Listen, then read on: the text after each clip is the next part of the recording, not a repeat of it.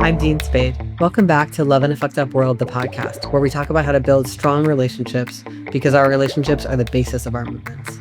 Thanks to everybody who's already joined us over on Patreon. We've got some really interesting message boards going. I've met a lot of people and already learned a lot about how people are thinking about the ideas in the book and the podcast and how they apply and don't apply in various people's lives and contexts. It's a very sweet community that's growing there, and I hope you'll join us. You can find us at patreon.com/Dean Spade.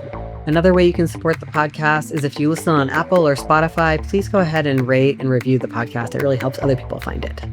I'm so excited to be sharing today's episode, which is a conversation with my dear friend, Weyam Ghadbian. Weyam is a Syrian healer, meditation instructor, comedian, and transformative facilitator. They are also the co-author of Turning Towards Each Other, a conflict workbook with Jovida.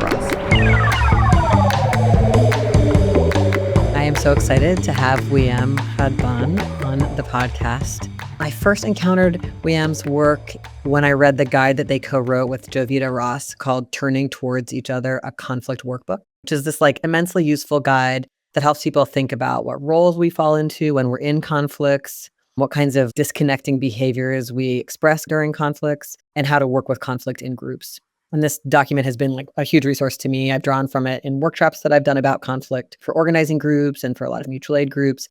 And I've also taught this guide to law students for building skills to prepare for the inevitable conflict that comes up in student organizing and also in lawyer jobs. Eventually, Weyam and I became friends and worked together on a workshop for the East Bay Meditation Center about conflict. And we've continued having conversations about sex, love, romance, friendship, movement organizing, and conflict that have really influenced me and influenced this book that I wrote. So Weyam is also a stand-up comedian, which I just think is the single bravest thing a human being can do, maybe, and a facilitator for groups and a one-on-one coach. Weyam, is there anything you want to add about what you're about or what kinds of stuff you're up to that informs the kind of conversation that we're having today?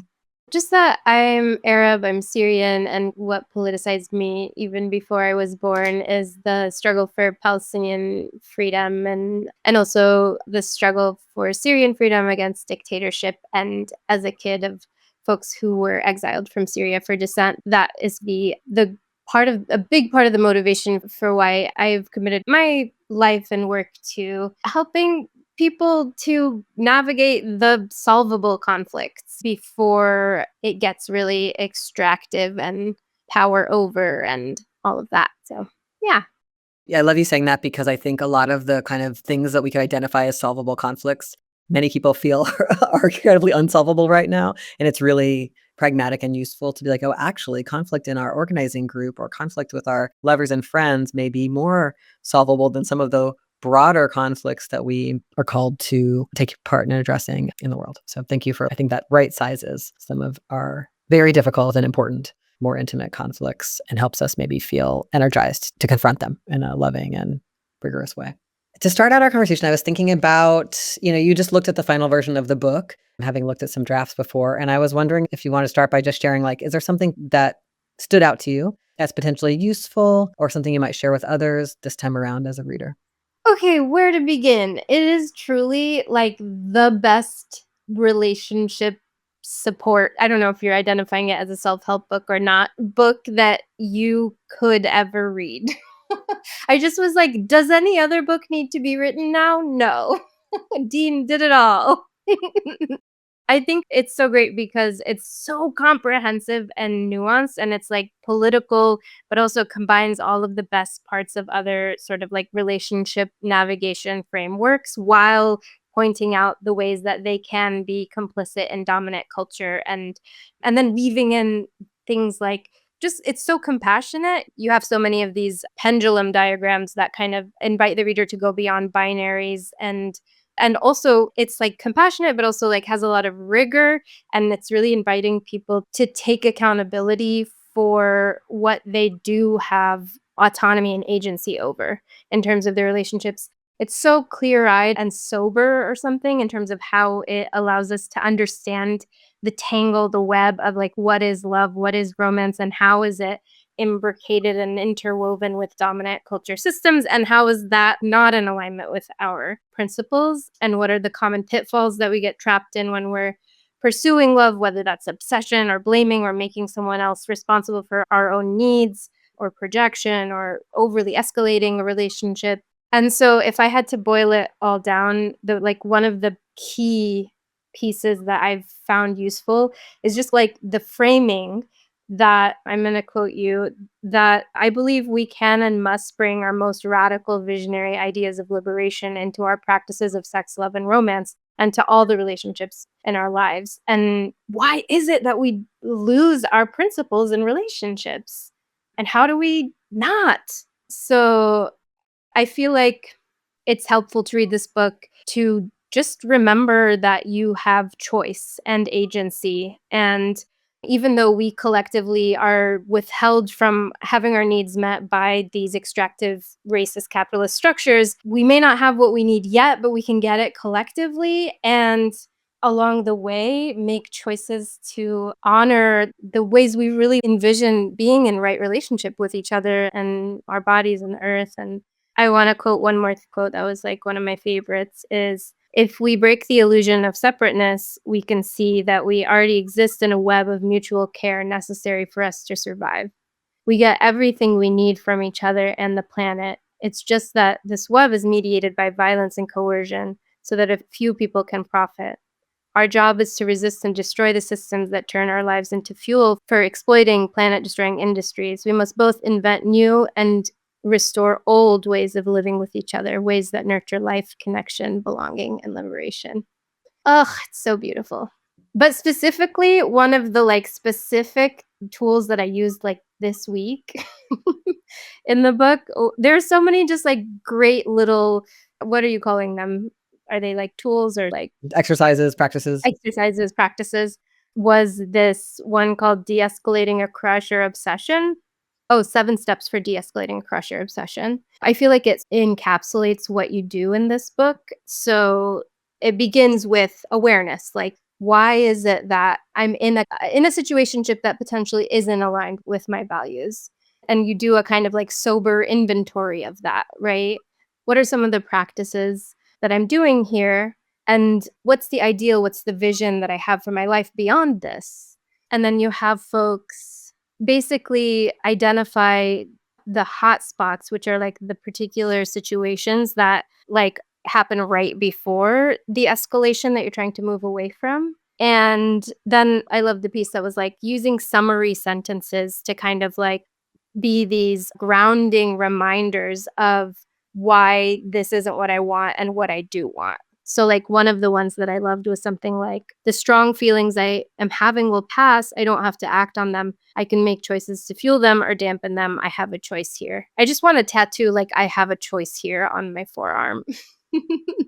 In romance, people don't feel like we do. It can be I've been struck by Cupid's arrow, or there's no one like this person in the world, or I can't help it, I've been overcome. And I think a lot of the strange things we end up doing to people in our communities are justified by that. I have to mildly harass you, or I have to ditch all my friends and the work that we were doing, or because love. And so I do think when we feel overcome like that, finding any grounding in choice can be really difficult. Or I have to go after and try to destroy the reputation of somebody who rejected me, or just the kind of yeah. Anyway, go on. No, yeah, just how compelled we are by these intense sensations. And I just appreciated all of the ways throughout the book in which you clarified, yeah, this is why that happens. There's the attachment theory aspect of it. There's the, unmet childhood needs aspect of it. There's the projections. Then there's the bigger picture of what we're sold by this racial capitalist system and what it tells us about how we get our needs met. Yeah, it's so good. It means a lot to me that you like it, because I think you're so brilliant about these questions. Oh, yeah. It's truly the last relationship self-help book that we need. When you read an earlier draft, you challenged me because the book is really critical in some ways about love and romance. I introduce the idea of the romance myth a bunch of times and say that we're kind of told, like you're saying, that we're supposed to get all our emotional needs met here, and that this is where we can be happy and well, and that this is what's fun and good. And so people put all their eggs in that basket, and they often under-resource other parts of their lives, or move far away because the lover is going to be over there, or whatever, isolate themselves in really intense relationships, go to Love Island together, whatever. So the book is doing a lot of cautioning us about this way that we kind of like misperceive reality about ourselves and others, kind of under the influence of sex and romance sometimes, and how to like stay related to our values, even when those sensations come on. And you encouraged me to include more about the transformative power of love. That was your phrase, which I did in 2 sections of the book because I was convinced by you. And I was wondering if you could talk a little bit more about how you relate to this tension between recognizing the transformative power of love and the dangers of love's intoxication, and how love can also make us like reactive and unkind and regressed and bananas towards each other. Yeah, I think part of it came out of this sense of, wait a minute, love isn't all just like, Valentine's Day corporations, like the romance myth, absolutely. Like I 100% agree with you, is a total, it's snake oil. It's just unhelpful. It gets us to like overly invest in this idea that like our sexual partner is responsible for all of our needs to the detriment of all of our other commitments. And it's just not helpful, or it's so damaging. And, as an Arab and Muslim person, my ancestral lineage is one that is like full of all of these examples of different people and poets and philosophers and mystics who see human love, sexual love, friendship love, etc., as a portal to divine love. Like I think about the first century Muslim philosopher Avicenna ibn Sina, who's Persian, and he says love created the universe. It is that sort of prime mover, the first cause of why we exist. And there's ancient Egyptian love poems from like 12 to 1500 BC full of flirtation and love sickness and all of these other things, or like 8th century Arabic Udri Bedouin poetry about how people will stay in love with this unattainable object of love, and it doesn't matter if they're physically not present, they're just going to continue loving them past the boundaries of death. And the lineage of like Rumi and Shams, the poet Rumi, and his like very gay love affair with his spiritual bestie Shams. They locked each other in a room for 40 days and didn't come out. And that was this like ground of like so much poetry that was so transformative for so many people. In Muslim hadith, there's a hadith that counts having sex with your partner as a form of worship. So anyway, it's like there are other paradigms in which I don't know if it's also a little delulu. It's probably also not great, but it's like it's not necessarily the same paradigm as this one that we experience in sort of Eurocentric hegemony. So there's that piece that I just wanted to speak to. And then there is, for me, there's like romance, right, which can be in service to power systems and structures. And it's about like how we relate to love and the discourse around love. And then there's like the love, the quality itself, which I think transcends that. And in my own sort of spiritual belief and practice, I believe that there is divine qualities of love that can meet like every form of human need and bereftness or lack of love that we experience. And sometimes we like inappropriately expect that from partners, but actually the despair and that gap of having our needs met by partners, friends, etc., other people we love is often, like for me, the portal to open to a particular flavor of love from the universe, from the divine, from the earth, that can offer me what I need. But of course, we limit ourselves so much by turning to just that one form of very narrow human love in the form of like sexual and romantic love. When you're talking about this kind of set of traditions of seeing love as like this source of creativity and creation and this kind of spiritual source, it makes me feel how a lot of the like capitalist, racist romance myth, sexist romance myth is really like domesticating. It's keep everyone in their places, get everybody to desire a certain kind of wedding and a certain kind of house and a certain kind of body, a certain kind of family structure that's tied to a certain kind of wage labor system and system of extraction. And the kind of love you're describing to me is quite wild and feral and unpredictable. And so much of the romance myth and the marriage system is about trying to like put people in their places and keep them there. And then also trying to train us to want those things. But of course we want many other things. And that gets us into all kinds of trouble because, people are sexually wild and are romantically wild and are wild in terms of all kinds of desire around connection with others and autonomy from others. And so it's just interesting to me to think about the kind of forced assimilating, civilizing, controlling, whatever those kinds of processes are that put us into the romance myth as we experience it through like, Disney and such sources.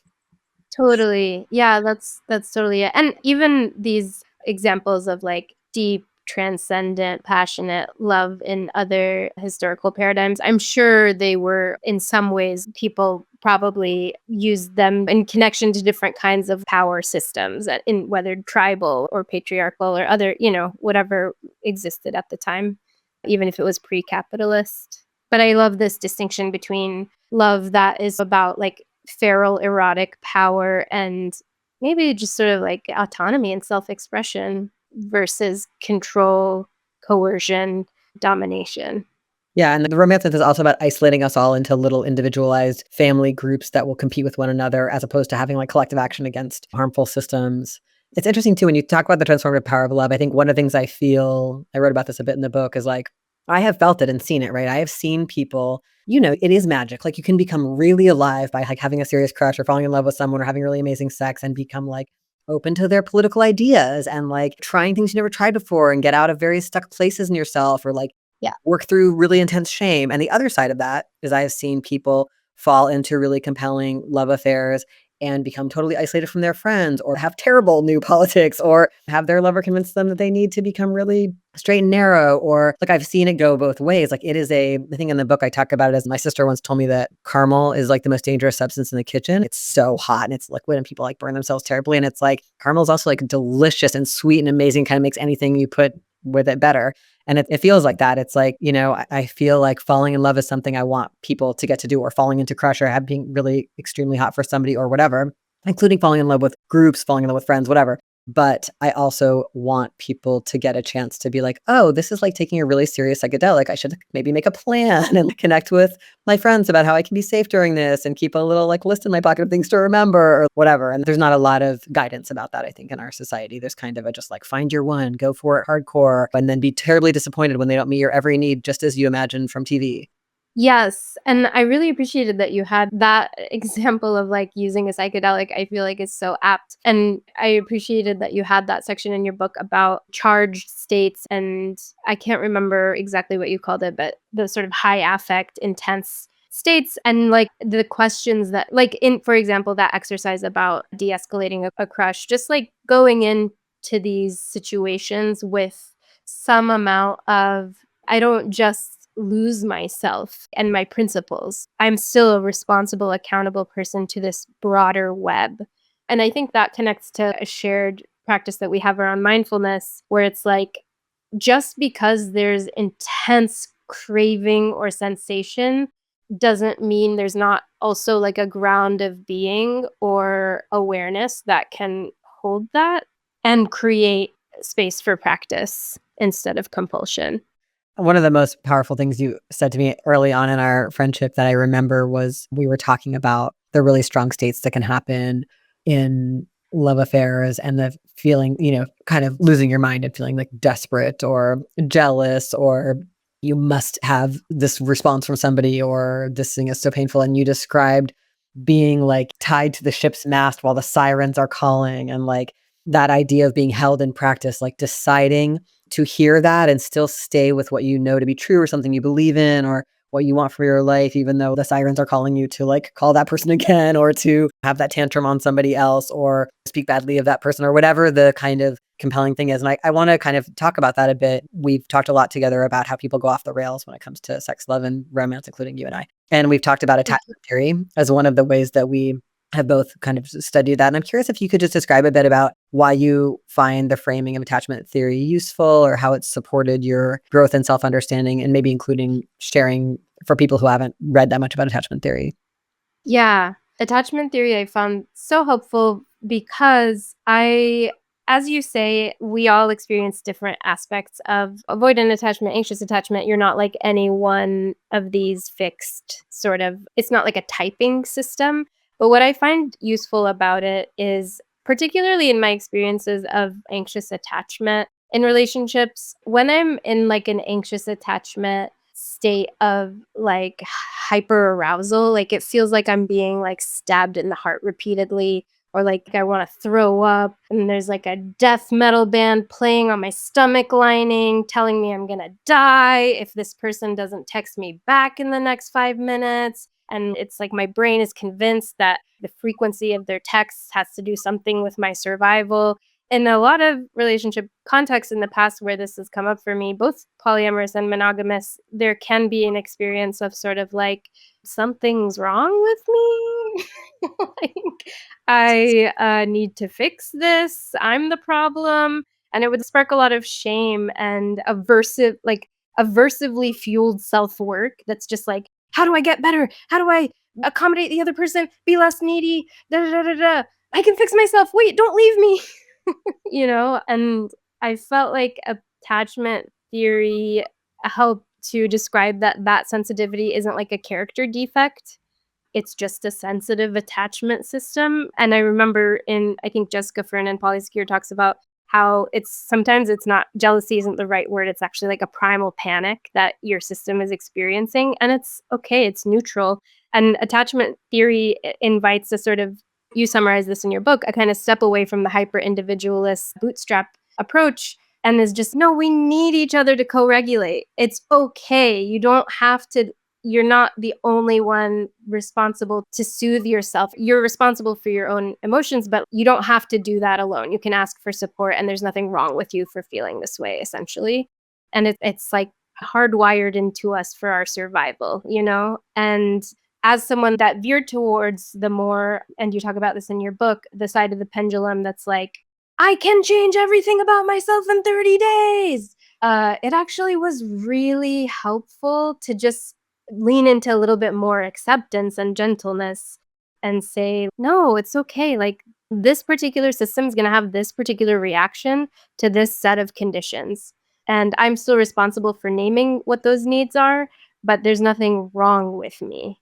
And it also helped to depersonalize it when, like, I'm in the anxious role and someone's in the more avoidant role, and they use distancing strategies to get their needs met. That used to like really trigger me. But just the framework of attachment theory helps me be like, oh yeah, I ran into this ex at a party and they were really aloof and brusque with me and it really hurt. But I know that was an avoidant attachment deactivation response. And it's like, that's how they're wired to respond when they feel relational distress. And it's really old. And I'm not going to like be mad or punishing about that here, just because it's like they're doing their best, I'm doing my best, and it allows for some sort of like acceptance and ease and spaciousness around that.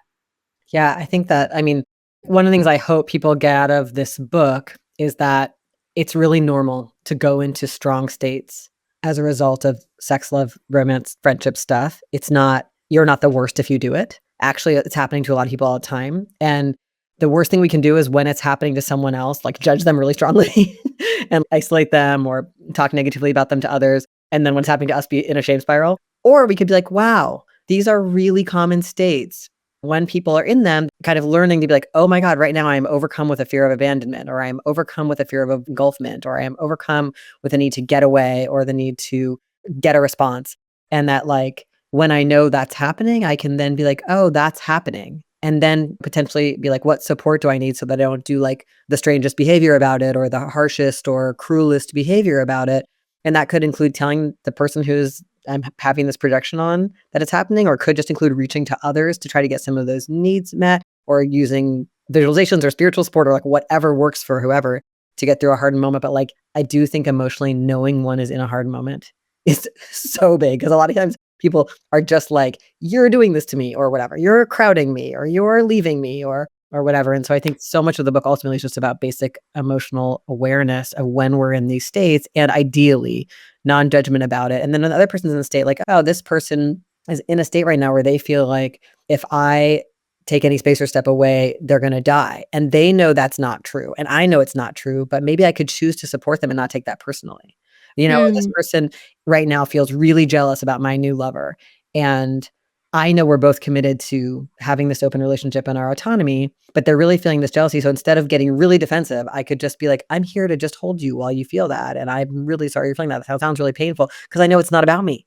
It's their thing that they're having, and they know it's not about, stop like throwing all of it at each other. And also I think what I see a lot is part of, big motivation for writing the book is that in our social movement contexts, people have a lot of big conflict about sex, love, and romance that destroys projects and organizations and relationships that we need for basic survival work. And so part of my hope is that also when I see this happening amongst people who are in my community that I care about, I can be more compassionate. Instead of being like, that person's out of their mind and they're so terrible, I could be like, oh, wow, they're in that kind of primal panic response that you just described. I get it. That's really typical. What might they need? And just like throwing any compassion towards people instead of just judgment and rejection and not trying to frame a narrative about who's good and bad. One of my biggest fears is that people will weaponize what's in this book. I'm like, just use this book to think about yourself. Don't use it too much to think about others. Because that's one of the things I think happens a lot with the attachment theory stuff. First, the thing you described, where people get too attached to like, I'm a type, I'm anxious, or I'm avoidant. And that can make you miss the other areas in your life where you're acting out the other part, which we all have some. And it can also make it so that now that I found out I'm anxious, you have to do whatever my anxious attachment needs. Or now that I found out I'm avoidant, you have to, that's not, these are things that are not for running other people. They're for like trying not to have our strongest responses be acted out in ways that are hurtful. And then also trying to have a lot of compassion for ourselves and others when we're in a strong feeling. And I think there's something about the current attachment theory kind of quiz online approach that sometimes misses, I think, the highest and best use of this very true information about a certain kind of common pattern of feeling and acting. Yeah, that feels like it gets to the heart of it. And also just like a side note about this typing thing or essentializing yourself as one or the other. I think that the way that, you name the fear of engulfment and fear of abandonment, I think whoever is exhibiting whichever one of these behaviors and responses, whether it's avoidant or anxious, is just like whoever in this dynamic is responsible for protecting one of these needs over the other for both of you in some ways. I don't know if this makes sense, and feel free to cut this later, but like I've just found for myself often playing the role of the anxious person, but actually I too fear engulfment. Like you fear both. And in some ways, like in the relational dynamic between the two, it's like each of you are choosing to be the guardian of one of these needs for both of you. Because so when I'm in the anxious response, it's almost like I'm giving the need to protect engulfment to the other person. But I also don't want to be engulfed. And if they could meet me where I want, like in all of the sort of like activated spaces of amplified needs that I'm expressing, I would probably actually become avoidant because like I would feel like too much intimacy or something. Anyway, that was just a thought that I had. And then another sort of sideline attachment thought is that I find that when I dig under a lot of the attachment issues for myself, that there's actually like an insecure attachment with the earth that's happening. And like an insecure attachment, particularly to my ancestral lands, that's like activated. And I'm curious if that might be the case for other folks, many of us who are dispossessed from ancestral lands by force or against our wills, or like the primal panic isn't just about like your inner toddler, but also like traumatically losing your homeland. You know what I mean? And in this year of the genocide in Palestine, I'm just like really feeling that amongst my Palestinian and Arab kin of just like that severing is so violent that in some ways we can displace our need for secure attachment to the earth and to the land onto other relationships even more so. Like you're now not only mommy and daddy, but also my homeland. You are my home. And it's because our homes were violently taken away.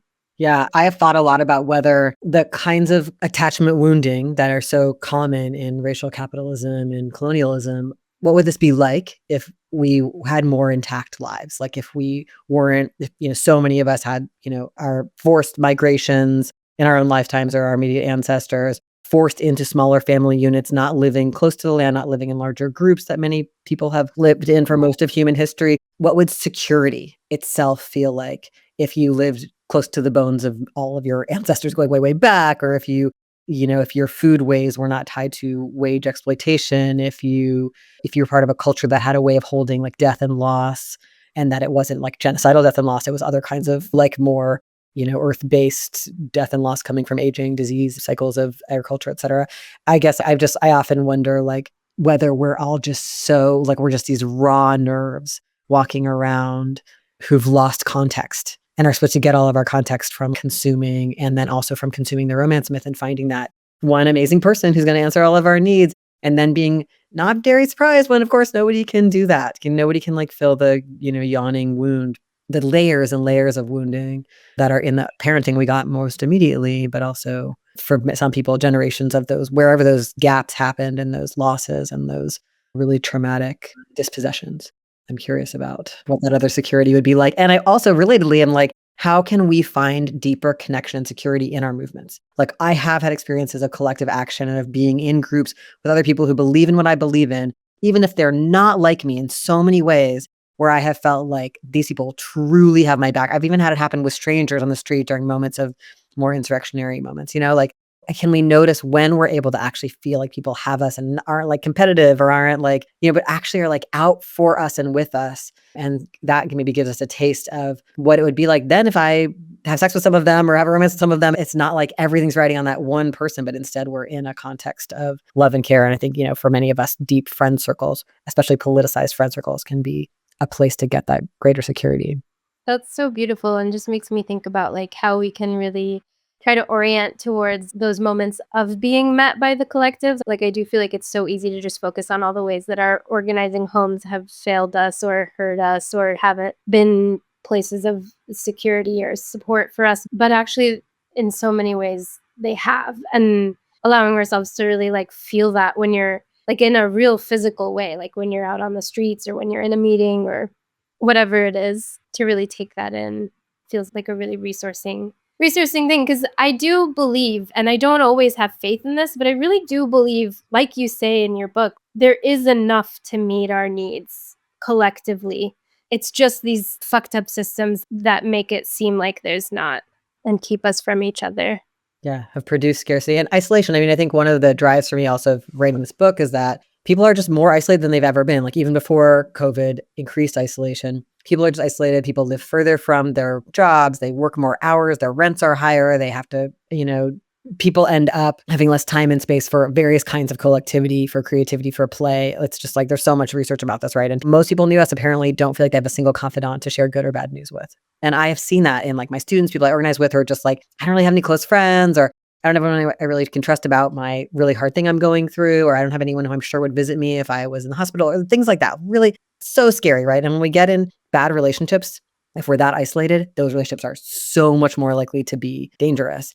And if we get into any relationships, more likely to be bad if we're isolated in it, So there's this kind of like, I have a lot of fear about what that's doing to us. And I'm curious about, I really want to encourage people to meet people in the movement. I want to encourage people to be like, you know what? There's a whole bunch of people who are waiting for you, who need you, who want you, with whom you can share your special talents and wisdom and humor. And you got to go join the movement in any way you can to meet them and date them and be friends with them and cook for them and have them visit you in the hospital and have them help you with all the things that you're struggling with. Like I think it's a better, and it's not like a guaranteed safety net. Obviously, we all know that all relationships have conflict in them and that we're all like kind of bad at relationships these days because of the things we're talking about. But like, it's better than anything else I've found for finding what I needed. And I'm like, if you just want to join the movement in hopes that you'll meet cute people, go for it. Like whatever it takes. While you're there, could you please like write to people in prison and like, babysit people and, block traffic and whatever, sabotage pipelines, whatever else. It's so funny that like we're saying all this, and also in my heart of hearts, there's still some like teenage part of me that's like, but maybe my non-binary Matthew McConaughey will come in on a white horse and sweep me off my feet, and I'll never have to do any of that hard work of having like multiple sources for my needs to be met, and it'll just be easy. Like it's actually insane how insidious and like deeply rooted that myth is, And I also wanted to ask you, so like in response to how do we get these needs met by the collective? Like for me, honestly, my art practice, like stand-up comedy, it's like my way of diversifying my like girlfriend source. It's like I'm on stage, I'm like the audience is my harem. I know that's the wrong word, but it's like they're like I'm a hub on a wheel of people who I'm getting this feedback from and this lovely attention. and laughter, and we're in this mutual relationship where there can be an exchange of like ideas and joy, and also it's relatively emotionally not complex, which is awesome. It's very casual. So I'm curious for you, like, what is your version of that, or what are examples of that? Yeah, that's interesting. Friendship has been the center of my life, and I've always had whoever I date has had to be really accepting of that because so much of like, a lot of what I need is like a lot of intellectual and political being met. And so I have these like all these best friends, and I'm also constantly meeting new people.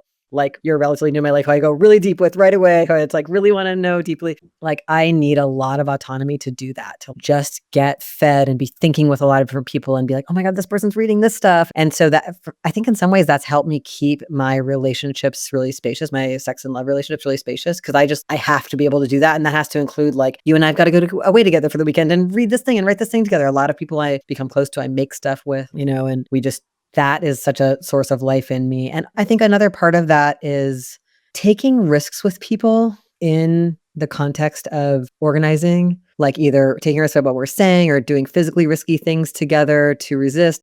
That is so deeply bonding and makes me feel like I can really count on people. And when I see people being trustworthy when it comes to risky stuff, like standing up against something together or something physically risky, like whatever it is that depending on the context, that really renews my faith and it also makes me feel, yeah, just that feeling of like someone having my back. I mean, my own family history is like a lot of neglect and early life loss and being in foster care and stuff. And so I think it's like, is anyone really here for me? Is anyone really looking out for me?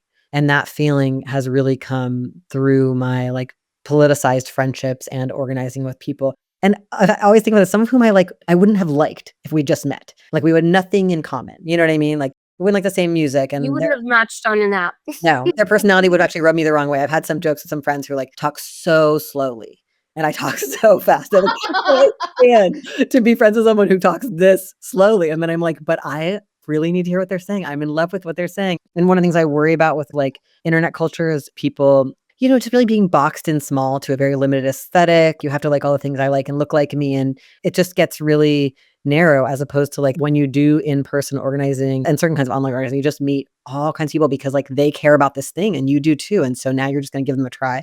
And that's been really good for me. That helps me reduce my own self-judgment and shame and other things that if I'm in too small a box about what's like the right way to be or look would be more present, like just being friends with people who are just like, don't care at all about something that I've believed was super important. That's like some aesthetic thing or something that's actually just coming from like capitalist self-hatred.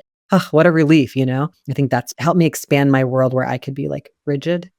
I wanted to ask you a little bit more. So you talked about this a little bit. I want to talk about it a little bit more because I think it's juicy about this part of the book where I asked the question, can people really change? And in that part of the book, I talk about the tension between get well quick promises of a lot of like wellness and health books and products that can feel really unrealistic and profit oriented. And simultaneously, the messages we often have gotten, many of us get these messages like from medical discourses and other places that we're like wired this way, we're unchangeable, we're broken by trauma, like however you are right now is your personality. Like I'm just a jealous person or I'm just a petty person or whatever.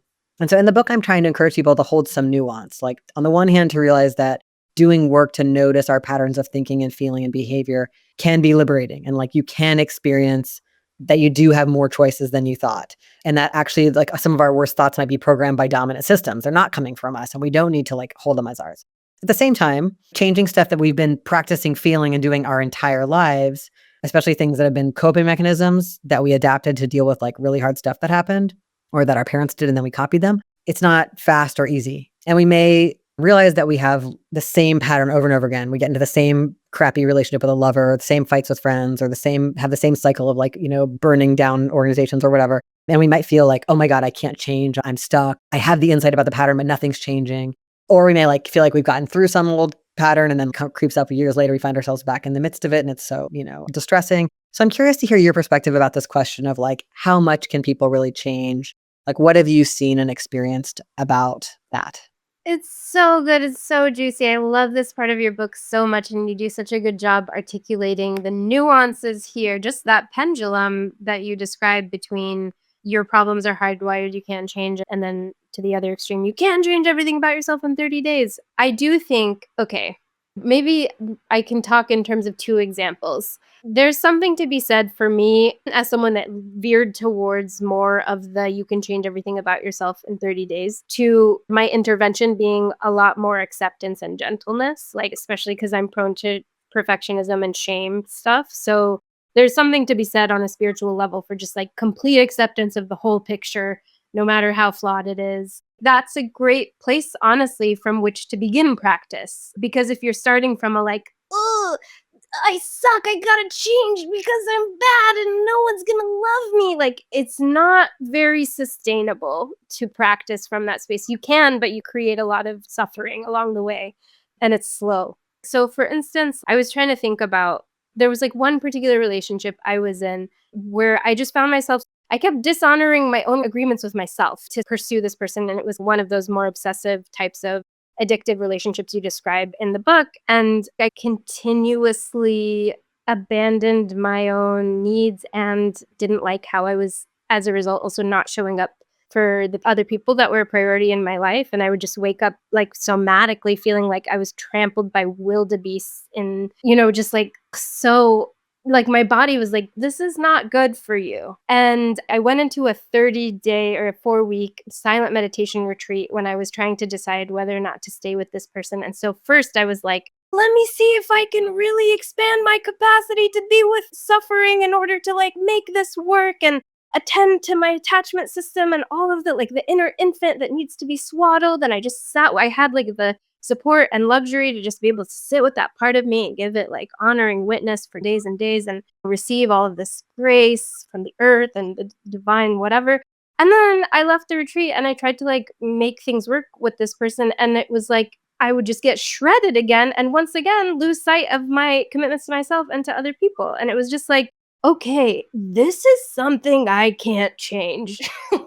This is outside of my window of tolerance.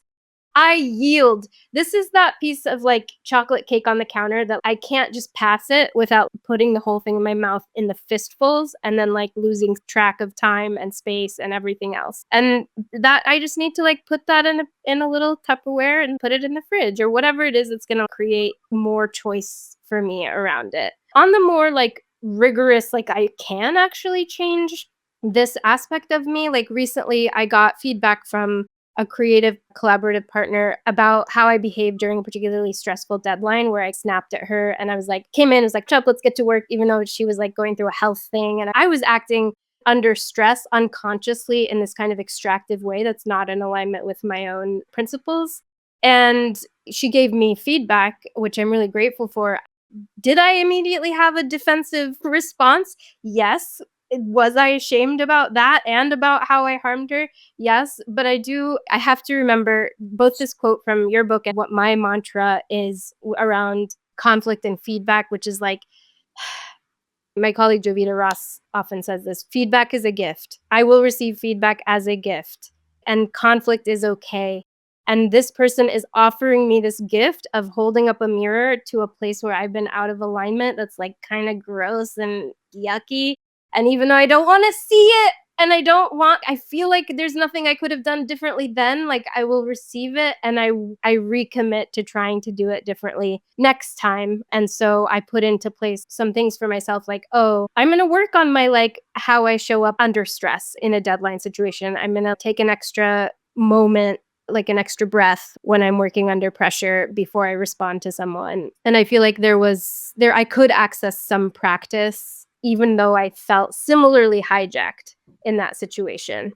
Yeah, I appreciate you bringing up feedback. Probably one of the most common workshops I give to like mutual aid groups and chapters of different orgs that are doing really amazing Palestine solidarity work or whatever is a workshop on feedback, because I feel like, just got to be real. Like we live in a prison-based society in which the feeling is that if I mess up, I'll be thrown away. And that we live in a society where tons of people are thrown away permanently in lots of different ways, like left to die on the street, put in cages, And also, I think we live in a more bridge burning society. I think more people like disown their families in like a society like ours than in other places. Like when I go anywhere else and talk to people about like, oh yeah, my mom's like wildly homophobic and transphobic, and we talk on the phone every day and she makes me a lot. Like I really see that we live in like an isolating individual society. So the result is that most of us have not had any good experiences receiving critical feedback. We just receive it only top down, like it's from the parents or the principal or the teacher or the boss, where there's not actually a mutual feedback system.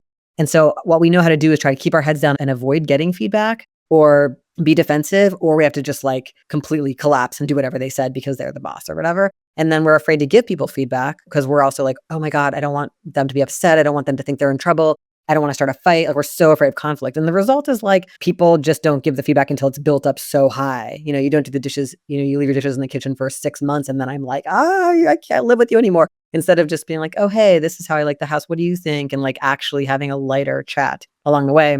And I think that's huge, like learning how to be willing to get feedback from others, to want to hear what others think instead of dreading it. And I had this really interesting experience where for many years, I facilitated an evaluation process inside a collective where once a month, a person would get evaluated by everybody and they would turn in these little forms with feedback about the person. And then I would read them all and I would co-facilitate a little meeting with that person. And it was kind of ideal situation where the person knows the meeting's coming. They know they're going to get feedback. So they're not like, I think it can be hard for people to be taken by surprise with feedback since we're all pretty unexperienced at it. And then we would really do what people call a shit sandwich, which everyone says they don't want, but actually people love, which is first I would read like word for word, all the like amazing things people had said about them. So then you're like, oh, these people really do love and care about me. And then I'd be like, there's 2 big themes. People wish you would listen better and people wish you would be more timely or say if you can't do these tasks. And then do more of the amazing celebration of the great things they did. And like, I saw in that process, because I did it year after year and some people were part of the org year after year after year, I actually saw people change. Like, it was so cool. So I saw people be like, get better at things that they had not been that great at. And that was really satisfying because I think there is a pretty negative anti-change attitude in our society that backs up the promise of change in 30 days. In the book, I tried to talk a little bit about what it's like to have a realistic idea about change.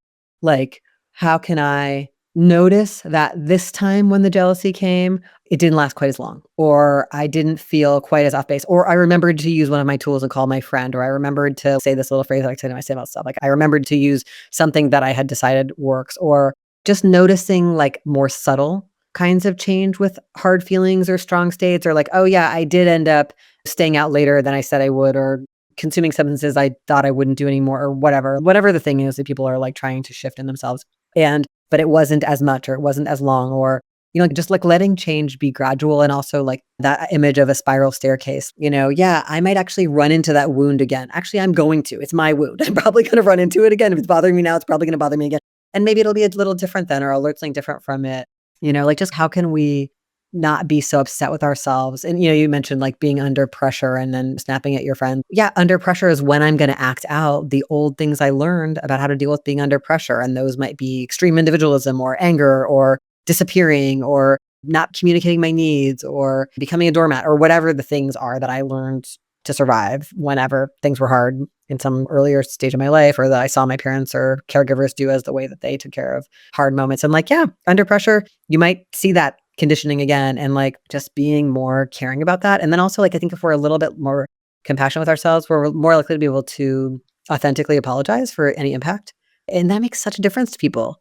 If you're like, I think I just was a little short with you, or I'm sorry, I just rushed the meeting, instead of when we're like, it wasn't me, I didn't do it, It's like the disconnection is so severe. But I mean, I feel that I definitely get in periods where I'm like, wow, for 25 years, I focused so intensely on trying to work through some of this emotional and behavioral stuff. And then here I just did it again. I can feel So very, humbling. yeah.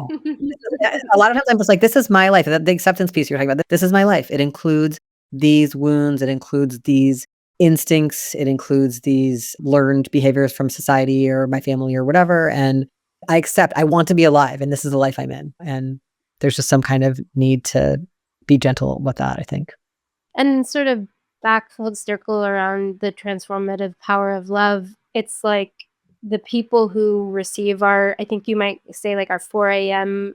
thoughts or something, people that receive our 4 a.m. version of ourselves in its unideal form and are willing to give us feedback about that and without punishing, cutting us off, etc. That is love. And then they motivate us to want to do it differently. That's incredible. That I think is like just one of the best qualities of love, is that we only transform. I think my colleague Anasa Troutman says something like, we only change when there's love there. It's a spoonful of honey to make the medicine go down. Yeah, I've spent time in various 12-step programs, and there's definitely a strong message to, not expect someone to change, right? Like I shouldn't, if I'm dating someone and they're an alcoholic, I shouldn't be like, but if they would stop drinking, it would be so amazing and stay for that reason. I don't know when they're going to get sober or they may not. It's certainly not going to be on my timeline. It's really important not to expect people to change. And at the same time, giving people feedback on how their behavior impacts you does sometimes make the difference. And I think I've often had the feeling like, it's not worth me telling this friend, this roommate, this lover, whatever, how they're impacting me. There's no point. They won't change. And it's actually, I don't know, maybe I'm the 17th person who said that to them and they actually heard it.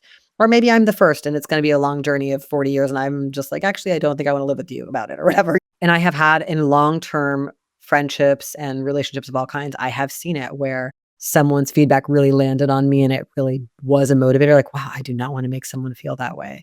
And it's worth whatever it takes to address my suffering so I don't do that thing again. And I've seen it the other way where it's like the person has really been like, wow, that sobered me up hearing what it did to you, Dean. I got out of my thing that was all about me. And I'm like, I don't want to be making Dean feel that way. I value this relationship. I'm going to take this a little more seriously, bring a little more rigor.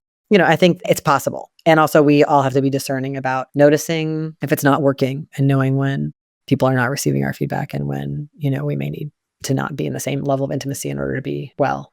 I love your story about the fact that you saw that you couldn't not be trampled by wildebeest if you stayed in this relationship, because I'm guessing the relationship was very compelling. Because when I feel trampled by wildebeest, I often am like, I need this. I love this, So I love that you were able to be like, I'm not able to not feel wrecked by this. I have to go. Yeah, and then I forget, and then I repeat it, and then I forget, and then I repeat it. It's an ongoing journey. Somewhere in the pendulum between I can change and I can't change, there I am. Yeah. And also, this is how you spent your time, and that was okay. You spent your time figuring that out. When we spoke most recently, you said that you'd love to give this book to a lot of people as a present. And then you said that you remembered that I had once talked about giving someone a self-help book as a present and it not being well received, and the person being like, this is basically unsolicited advice or kind of offensive. And I'm curious, do you think we should give self-help books as presents? Have you ever received one as a gift? I, as a Gemini, love a self-help book. I love any kind of, new tool, new framework, add it to my list. And of course, like from people who I'm aligned with. If I'm going to get like a book from my grandma that's going to be like, how to live your life in accordance with Islamic law according to these men, I don't want that book. But from values aligned people, I love a self-help book. I probably shouldn't be gifting people self-help books as much as I do. But I also just wanted to uplift like reasons, like situations that I think this book is great for. I think this book is great for if you're in a situation where you're feeling obsessive about someone and you don't feel like you're in alignment with your values. As I said earlier, use the de-escalating a crush or obsession tool. If you're feeling like despair or let down by like a relationship in your life and like your needs can never be met, this is a great book for that. If you're feeling like you're in that sort of crash conflict phase after the honeymoon phase of a relationship and you don't know what's going on and you need some tools, some frameworks for that, this is an amazing book for that. If you're having trouble setting boundaries or you compulsively overextend, this is a great book for supporting you with that. And just generally, like if you just want to feel like reflected in your experience as like a complex, nuanced person trying to be dismantling systems in this stage of collapse and the end of late stage capitalism, highly recommend. We'll be gifting it to many people. That's my plug. How do you feel about that question? I think I would definitely give you a self-help book as a present and know that you would, even if it had like weird things in it, but had a few good things in it, you'd be able to read some lines because you're like me, like just, endlessly. I mean, I will read like terrible self-help books also to find like the nugget or whatever, but I don't expect most people to do that, which is why I thought it was worth writing one more aimed at people with our politics. But I think like my hope is that people will read this book with their friends and lovers. Like it can be really hot to be in a new connection and be like, ooh, what are our shared values? And let's like bounce our shared values off of this. Let's read something together. I mean, maybe it's just like, I'm a nerd. I like love to read things with lovers like so much. It's like extremely erotic for me. But like that kind of, oh, wow, what do we think about the relationship escalator? What do we think about what fighting should be like? What do we think about how people act when they break up? What values we want to have if we were to go through a breakup, whatever. And I think reading it with our friends, and so that we can also like kind of hold each other to it. Hey, dear, you're like really trying to push that person up that relationship escalator and they don't seem like they want to go. Or like, oh, hey, I think that you are a little bit going to Love Island with this person and we miss you out here. Or I hear that you're really mad at the person who broke up with you, but I don't want to join a campaign to make everyone hate them. But I do want to support you endlessly. And I do wish that you were not in this pain or, whatever. Just like, I hope that this book can be a tool for some of us to just get a little more specific clarity about how our politics can be applied to how we treat each other in this realm where we've been told that's just your personal problem. That's not political. That's, feminized questions or whatever. So I'm hoping people will read it collectively and give it to each other as gifts. And I also tried to make the book skimmable. Like I'm hoping people will be like, yeah, I don't know. I didn't read all of it, but I went just to the shaded boxes and did the exercises with my friend or like, kind of, I wanted to have a Cosmo quiz kind of feeling. Highly skimmable, definitely. I will definitely be giving this to future lovers and friends to do a little book club moment. I can't imagine how much fun it'd be to be your lover and get to read this book with you. I love talking to you about these ideas so much. I just have to be careful about the weaponizing it part for sure. We all do. We all do. Yes, please don't use these ideas to hurt each other, everybody. Weyam, thank you so much for being in this conversation with me for years, and then especially today. I really appreciate it. Oh, it's so good to be here. Thanks for having me. Thank you so much to Weyam for being part of this episode. I just love talking to them about my own relationships and my own learnings and dilemmas. They have a way of using imagery to talk about the suffering and the ups and downs of relationships that leaves these very clear impressions in my mind and really helps me think deeply about how our systems work and how we respond to each other. I just get so much out of their way of thinking. Thank you for joining me for the latest episode of Love in a Fucked Up World. This podcast is based on my book of the same name, which is out now from Algonquin Press. I hope you'll pick it up from an independent bookstore, not Amazon or Audible. Love in a Fucked Up World is hosted by me, Dean Spade. It is produced and edited by Hope Dector. Thank you to Cito, Eugene, Derek, Kelsey, Lindsay, Jessica, Raindrop, Nicole, and everyone else who helped with the podcast. Our theme music is I've Been Wondering by The Ballet. If you're enjoying the show and you want to get involved in deeper conversation about these themes or helping shape future episodes, I hope you'll join us on Patreon. You can find us at patreon.com/DeanSpade. We need each other now more than ever, and I hope this podcast offers useful tools and ideas that can help us build and sustain strong relationships so we can stick together. I hope that you'll keep listening, subscribe, and share this episode with people in your life.